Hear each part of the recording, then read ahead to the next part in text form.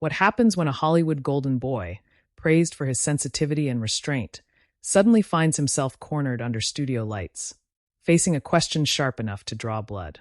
What happens when charm meets confrontation, when applause fades into an uneasy silence, and when a daytime talk show turns into a battleground no one saw coming? Before we go any further, make sure you subscribe to Stage View, hit that like button, and drop a comment right now, because stories like this don't just unfold, they explode. The stage looks harmless at first. Bright colors, polite smiles, the familiar hum of a studio audience that's been warmed up to laugh, clap, and nod on cue. Timothée Chalamet walks out to applause that feels almost automatic, the kind reserved for someone who has become more idea than person. Slim black suit, relaxed shoulders, that half smile that suggests both humility and quiet confidence. He waves, sits, crosses his legs just so.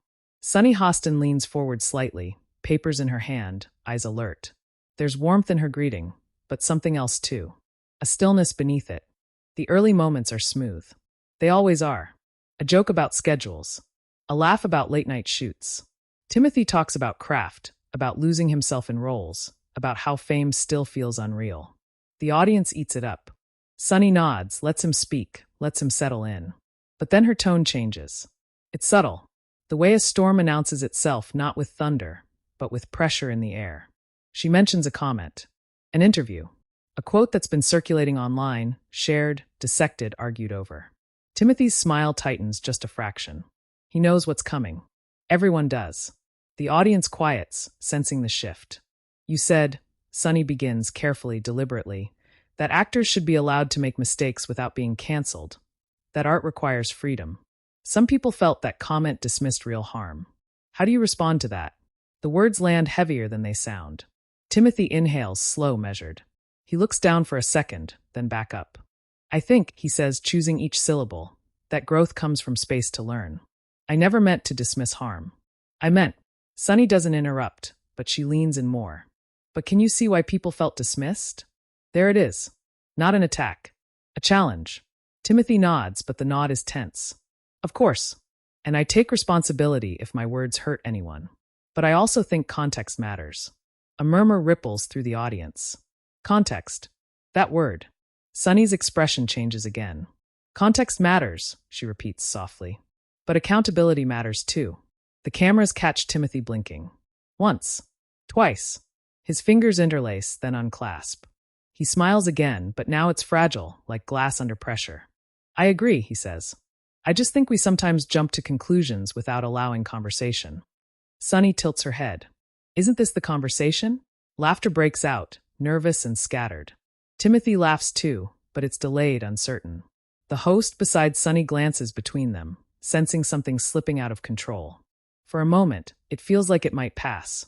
Like Timothy will offer the perfect, media-trained answer, and the tension will dissolve into applause. But Sunny continues. She brings up examples. Names. Situations. She speaks not as a celebrity interviewer, but as someone carrying the weight of lived experience. When powerful people ask for patience, she says, it can sound like they're asking marginalized voices to wait. The room goes still. Timothy's jaw tightens. He opens his mouth, closes it, then speaks more forcefully than before. That's not what I'm asking. I'm asking for nuance. And who gets the benefit of that nuance? Sunny fires back, not raising her voice, not smiling now. Just steady. Direct. The audience reacts audibly now. Gasps. Oh. This isn't scripted. This isn't safe. Timothy shifts in his seat. His eyes flick to the crowd, then back to Sunny. I think we all deserve it, he says. Sunny exhales. Do we all get it equally? Silence. The kind that feels loud. The cameras zoom in, catching the slightest tremor in Timothy's hand as it rests on his knee. He swallows. This is the moment.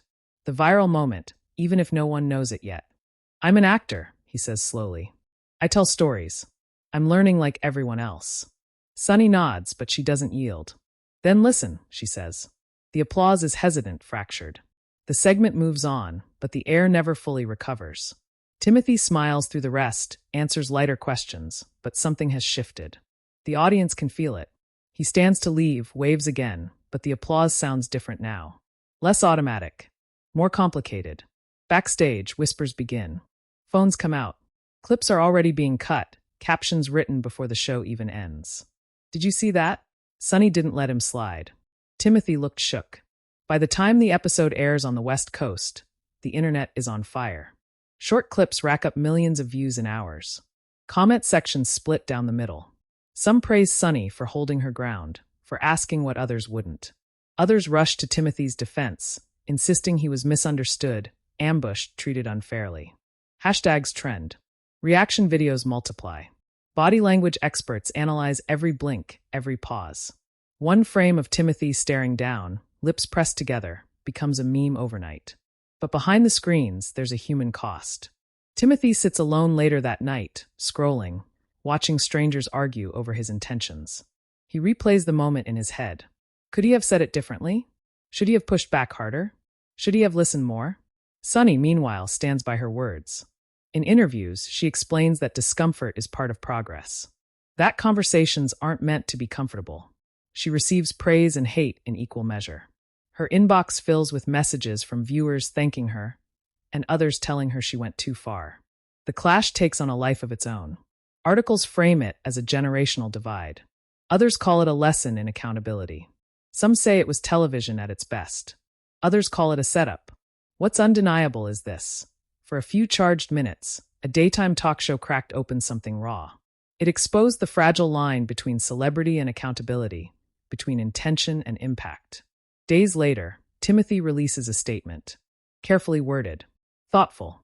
He acknowledges the conversation, thanks Sunny for challenging him, reiterates his commitment to listening and learning. The statement is praised and criticized. Some call it sincere. Others call it damage control. The clip continues to circulate, long after the statement fades from headlines. It's shown in classrooms, discussed on podcasts, argued about on panels. That moment of silence, that question hanging in the air, becomes the symbol of something bigger than either person on that couch. In the end, no one really wins. But something changes. Viewers remember how it felt to watch. The tension, the vulnerability, the reminder that even the most polished public figures can be caught off guard when the conversation turns real. Now it's your turn. Did Sunny go too far, or did she ask exactly what needed to be asked? Was Timothy unfairly cornered, or did he reveal something important in that discomfort? Share your opinion in the comments, because this conversation doesn't end here. And if you want more explosive cinematic stories that pull you inside the moments everyone's talking about, subscribe to Stage View right now. The cameras may have cut to commercial, but the tension never left the room. It clung to the air like static, crackling between breaths, between glances that lingered a second too long. Timothy sat back into the couch cushions, posture still elegant, still composed, but the ease he'd carried onto the set was gone. In its place was something tighter, coiled. Sunny adjusted the papers in her lap, not looking at him now, her face calm but unreadable. The audience, trained to clap on cue, hesitated, unsure whether this was a moment meant for applause or silence. When the red light blinked back on, everything looked the same, yet nothing was. The smiles returned, practiced and polite, but the warmth underneath had cooled. Another host chimed in with a lighter question. Something about Timothy's upcoming project, the long hours, the accent work. He answered smoothly, like muscle memory taking over, but every word felt like it had to pass through a filter now. He laughed when they laughed, nodded when they nodded, but his eyes kept drifting back to Sunny, as if anticipating the next strike. She waited. That was the most unsettling part. She let the segment breathe, let him relax just enough to forget his guard for half a second. Then she spoke again, her voice softer this time, almost conversational. You know, she said, this isn't just about quotes. It's about responsibility when you have a platform this big. Timothy's smile faltered. He leaned forward slightly, elbows on his knees, suddenly more present, more human. I understand that, he said. I really do. But do you feel it? Sunny asked. Or do you just understand it intellectually? A ripple of reaction rolled through the audience. Someone gasped. Someone else whispered an audible wow. Timothy blinked, surprised by the turn. This wasn't a soundbite question. This was personal. I feel it, he replied, a hint of frustration creeping into his voice despite his effort to keep it calm. I feel the pressure every day. Sunny nodded, acknowledging the answer, but she didn't retreat. Pressure isn't the same as impact, she said. Sometimes the people affected don't get to step away from it. The words hung there, heavy, undeniable. Timothy shifted again, crossing and uncrossing his legs, his hands restless now. "I'm not trying to step away," he said. "I'm trying to engage." "And yet," Sunny replied, "here we are." The studio felt smaller suddenly, as if the walls had moved closer. The other hosts exchanged looks, silently negotiating whether to intervene, to steer the conversation back toward safer ground. But the moment had already taken control. The audience leaned forward in their seats, fully aware they were watching something unscripted, something that couldn't be edited away. Timothy took a breath, deeper than before. "Can I say something honestly?" he asked. Sunny gestured with an open palm. "Please.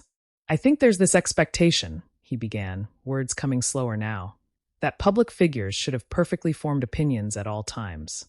And if we don't, it's assumed we don't care. That's not true. Sometimes we're still figuring it out." Sunny listened, her expression neutral, but her eyes sharp. "And while you're figuring it out," she said, "people are living it." That was the line. You could feel it land. The audience reaction was immediate, an audible intake of breath, scattered applause that quickly died down, unsure if clapping was appropriate. Timothy nodded, but the nod carried weight now, not agreement alone, but resignation. "I don't disagree with you," he said quietly. I want space to learn without being written off as the villain." Sunny's voice softened, though her point did not. "Accountability isn't villainizing," she said. "It's inviting you into a deeper understanding." The camera caught Timothy's face in close-up, the flicker of emotion he didn't quite manage to hide. Pride, vulnerability, a trace of hurt. This wasn't a character he was playing. This was him, stripped of scripts and rehearsals. For a moment, neither of them spoke. The silence stretched, uncomfortable, electric. Somewhere in the audience, someone coughed. Another shifted in their seat. The control room likely buzzed with anxious whispers, producers debating whether to cut, to wrap, to salvage the segment before it tipped completely off balance. Finally, Timothy exhaled. "Then maybe," he said, "this is part of that process." Sunny studied him for a beat longer, then nodded. "Maybe it is." The segment ended soon after, almost abruptly. Polite applause filled the room, louder than it felt, as if the audience were clapping to release the tension trapped in their chests. Timothy stood, shook hands, exchanged quick smiles. Sunny smiled too, professional, composed. But the energy between them remained unresolved, an open loop that refused closure. As Timothy walked off stage, the applause followed him, but it sounded different now. Thinner, thoughtful. Backstage, assistants swarmed, offering water, murmuring reassurances. He thanked them absently, his mind still on the couch, on the questions that had cut deeper than expected. Sunny remained on set, posture straight, expression calm as the show transitioned to the next segment. But those who knew her well noticed the slight tension in her shoulders, the way she pressed her lips together when the cameras weren't pointed directly at her. She hadn't gone in looking for a fight. She'd gone in looking for honesty. Within minutes, the first clips hit social media. Not the full conversation, just fragments. A question here. A pause there. Captions framed it as a clash, a shutdown, a heated exchange. Context began to evaporate as speed took over. Timothy's phone buzzed nonstop. Messages from his team. From friends. From people he hadn't heard from in years. "You okay? Saw the clip. Call me." He didn't respond right away. He watched the footage himself, seeing his own face from the outside, reading his expressions like a stranger. Sunny's phone buzzed too. Texts poured in, some applauding her courage, others warning her about backlash. She scrolled, jaw set, aware that the conversation had already escaped her control. By evening, the narrative had hardened. Headlines screamed about an awkward showdown. Commentators picked sides. Some accused Sunny of cornering him. Others said she'd finally said what needed to be said. Timothy was labeled defensive, shaken, exposed. Sunny was labeled fearless and unfair. Neither label told the whole truth. That night, Timothy sat in his hotel room, lights low, replaying Sunny's words in his head. "While you're figuring it out, people are living it." He stared at the ceiling, wondering how something so simple could feel so heavy. He wasn't angry at her. If anything, he was unsettled by how much of what she said stayed with him. Across the city, Sunny prepared for the next day's show, notes spread out on her kitchen table. She knew the emails would keep coming. She knew the think pieces would multiply. But she also knew she wouldn't take it back. Some conversations were worth the discomfort. And somewhere between those two quiet rooms, the audience kept watching, replaying, rewinding, arguing. The moment had passed, but its echo was only growing louder. Morning came fast, and it came loud. By the time Timothy woke up, his phone screen was already glowing with notifications stacked on top of each other, like an avalanche frozen mid-fall. He didn't need to open them to know what they were. He could feel it in his chest, that dull pressure that told him the world had decided something about him while he slept. He sat up slowly, running a hand through his hair, the room still half dark. For a moment, he let himself pretend it was just another press day, another interview dissected and forgotten within a news cycle. But this felt different. This felt personal. The clip wasn't just viral, it was looping, reframed, weaponized. He finally picked up the phone. Headlines stared back at him in bold letters, each one more confident than the last. Timothée Chalamet shut down on live TV. Sunny Hostin schools Hollywood star. Awkward silence says it all. The words felt like accusations, like verdicts handed down without a trial. He clicked on one video, then another, each cut shorter than the last, each edit sharper, stripping away nuance until all that remained was tension and a frozen expression on his face. His face. He watched himself blink, hesitate, swallow. He didn't recognize the version of himself being presented, yet he couldn't deny it was him. Across town, Sunny Hostin stood in front of her mirror, fastening an earring with practiced precision. The morning news played softly in the background, her own voice echoing back at her from a clip she hadn't chosen. The anchor's tone was animated, hungry. The moment everyone is talking about. Sunny turned off the TV. She didn't need to hear the rest. She already knew how the story was being told. Clash. Confrontation. Viral showdown. What it wasn't being called was what she felt it had been. A conversation that refused to stay comfortable. When she arrived at the studio, the atmosphere was charged. Crew members whispered more than usual. Producers glanced up from their phones, eyes flicking toward her, then away. She smiled, greeted everyone as she always did, but she could feel it, the awareness that today she was part of the story. Timothy, meanwhile, was ushered into a meeting room by his team. Coffee sat untouched on the table. His publicist spoke first, words careful, controlled. "We need to get ahead of this." "Get ahead of what?" he asked quietly. "The narrative," she replied. "Right now, it's not in our favor." They showed him data. Engagement numbers. Sentiment graphs swinging wildly back and forth.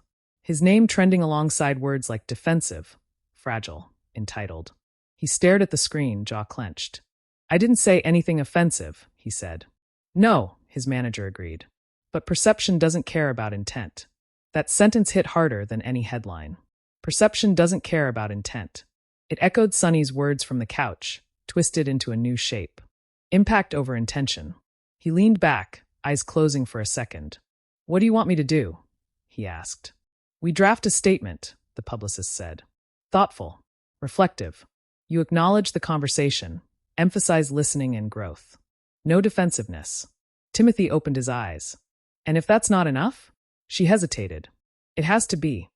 At the studio, Sunny took her seat at the table as the show went live. The audience applause sounded louder than usual, almost defiant. She glanced toward the camera, aware that millions were watching not just for the topics of the day, but for her. For how she would address, or avoid, what had happened. She didn't bring it up right away. She discussed the news, the headlines, the stories that always filled the first segment. But the comments online didn't wait. They flooded the live feed. "Say it again, Sunny. You were too harsh. You spoke truth. You embarrassed him." Each message a reminder that her words had escaped the studio and taken on lives of their own. Finally, she addressed it. Not directly. Not defensively. She spoke about dialogue. About discomfort. About why conversations matter even when they don't end neatly. She never said Timothy's name. She didn't have to. Everyone knew. Back in the meeting room, Timothy drafted and redrafted his statement. Each word felt heavier than it should have. He wanted to be honest, but honesty felt dangerous now. Too much, and he'd be accused of pandering. Too little, and he'd be labeled dismissive again. He typed, deleted, typed again. "I appreciate being challenged." Gone. "I'm grateful for conversations that push me." Too vague. He stopped, stared at the blinking cursor, frustration tightening his chest. "What if I talked to her?" he asked suddenly. The room went quiet. His team exchanged looks. "Talk to who?" the manager asked, though he already knew. Sunny, Timothée said. Off camera. The publicist frowned. That could backfire. Or it could be real, Timothée replied. Isn't that what everyone's asking for? Silence followed. Finally, his manager sighed. Let us see what's possible. The internet didn't slow down while plans were made. Celebrities weighed in, some subtly, others not at all. A fellow actor tweeted about space to learn. A journalist wrote a thread praising Sunny's restraint. A podcast devoted an entire episode to analyzing Timothy's body language, pausing on the moment his eyes dropped to the floor. Fans argued fiercely. Some felt protective, insisting he'd been ambushed. Others admitted they'd seen him differently after that moment, less untouchable, more flawed.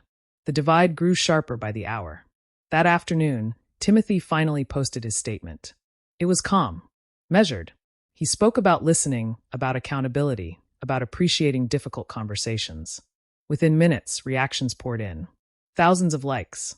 Thousands of comments. This is growth. PR apology. Respect. Too late. The internet rendered its split verdict once again. Sunny read the statement later that evening, alone on her couch. She didn't feel vindicated. She didn't feel triumphant. She felt tired. She appreciated the tone, the acknowledgement. But she also knew that statements were only words, and words were easy compared to change. Her phone buzzed with a message from a producer. Timothy's team reached out. He'd like to talk. Privately. Sunny stared at the screen for a long moment. She thought about the couch, the lights, the silence that had swallowed the room. She thought about the way his voice had shifted when the conversation turned inward. Not defensive, just human. Okay, she replied. I'm open to that. They spoke 2 days later, over a quiet video call. No cameras, no audience, just 2 rectangles on a screen. The conversation was different this time. Slower, less charged. Timothée listened more than he spoke. Sunny explained her perspective without the pressure of a ticking clock. There were pauses. Awkward ones. Honest ones. Timothée admitted he'd felt exposed. Sunny admitted she'd worried afterward whether she'd pushed too hard. They didn't agree on everything. They didn't need to. When the call ended, neither of them felt absolved. But both felt something else instead, clarity. The public never saw that conversation. They only saw the aftermath continue to ripple outward. Articles speculated. Fans theorized. But behind the noise, something had shifted quietly. The clip still circulated, still sparked debates, still drew lines. But now there was another layer beneath it, unseen but real. A reminder that viral moments freeze people in time, while real growth happens off-screen, in conversations no algorithm can monetize. As the days passed, the frenzy slowly began to cool.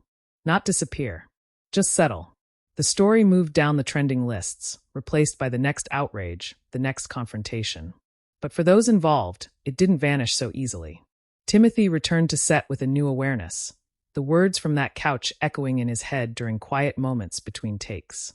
Sunny returned to her seat at the table, ready for the next conversation, knowing the cost and choosing it anyway. And the audience, still watching, still replaying, waited to see what it all meant in the long run, unaware that the most important part of the story wasn't the clash itself, but what came after it. The clip never really disappeared. Even as the internet sprinted toward the next scandal, the next outrage, the next perfectly packaged moment of conflict, this one lingered. It resurfaced in comment sections weeks later. It was reposted with new captions, new angles, new judgments layered on top of old ones.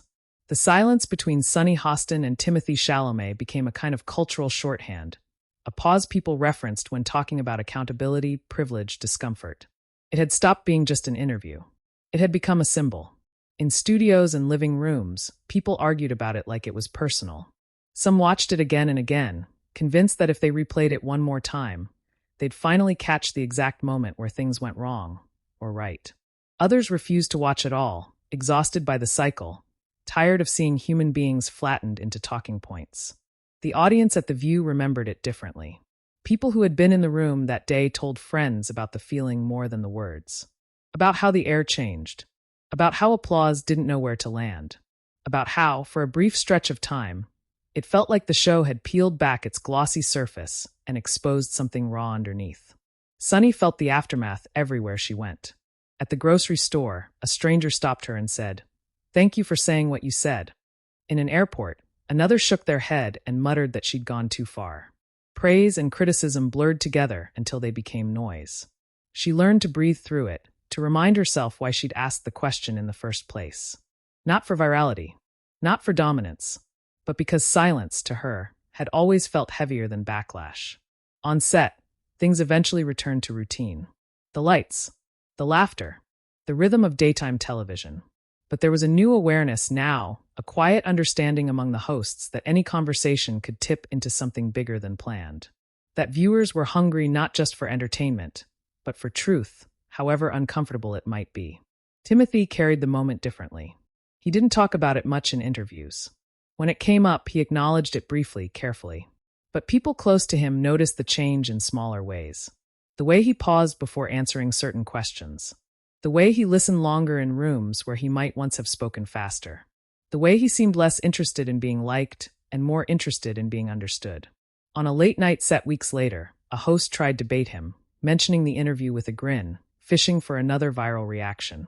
Timothée smiled politely and redirected the conversation. The audience laughed, but there was a sense that something had closed. He wasn't going to relive it for spectacle. That chapter had already done its work. Media think pieces slowed, then stopped. New controversies replaced old ones. But in classrooms, in panel discussions, in quiet conversations between friends, the moment still came up. "Remember when Sunny asked him that question?" someone would say. And the room would split again, opinions lining up like familiar battle lines. What lingered most wasn't who won. It was the feeling of watching someone powerful be asked to sit in discomfort without an easy escape. It was the reminder that conversations don't always end with applause or clarity. Sometimes they end with silence, and that silence forces reflection. Sunny never apologized for the question. Timothée never disowned his answer. They moved forward separately, connected forever by a few minutes of live television neither could undo. And maybe that was the point. Not resolution, but reckoning. The audience, too, was part of it. Every comment, every share, every heated argument fueled the fire and shaped the narrative. Viewers weren't just witnesses. They were participants, projecting their own beliefs, frustrations, and hopes onto that couch, onto those faces frozen in a viral frame. In the end, the clash revealed something uncomfortable about celebrity culture itself. How quickly we demand perfection. How eagerly we tear into hesitation. How rarely we allow growth to happen in real time. It showed how easily empathy gets lost when moments are reduced to clips and captions. And yet, it also showed something else. That questions still matter. That discomfort can open doors instead of closing them. That even in a media landscape obsessed with speed and outrage, a pause, a real human pause, can still stop people in their tracks. So now the clip lives on as a mirror. What you see in it often says as much about you as it does about them. Do you see confrontation or courage? Defensiveness or vulnerability? An ambush or an invitation? That's why this story doesn't end on that couch. It ends with you. What do you think really happened in that moment between Sunny Hostin and Timothée Chalamet? Was it necessary discomfort or unnecessary pressure? Did it change how you see either of them? Drop your honest opinion in the comments. We read every single one. And if you want more explosive, cinematic stories that pull you inside the moments everyone's arguing about but few truly understand, make sure you subscribe to Stage View right now. Like this video, share it with someone who has a strong opinion, and stay with us, because the next story is already waiting, and it might be even more intense than this one.